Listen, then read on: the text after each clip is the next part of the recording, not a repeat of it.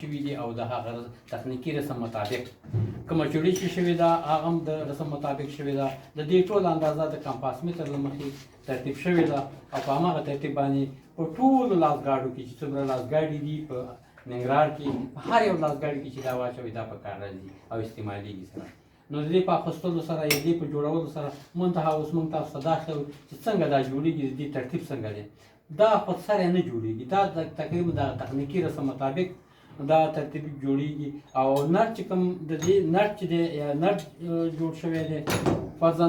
په کوم دغې باندې جوړ شوی دی او په دې کې راځي دا هم په یو فرمول باندې جوړ شوی دی کله چې د دې اکسل دپاره د دې چوړکشۍ دپاره موږ غواړو چې دا نټ جوړ کړو نو دا ټول د تخنیکي ریاضي سره دغه لري رابطه لري دا قطر د دې قطر په اندازه چې دې کې برمه کېږي نو دا برمه په کوم شکل باندې کېږي دا قطر به راغلی په 0.9 کې به یې ضربوئ چې کله موږ ته هغه کوم قطر لاسته راغی 0.9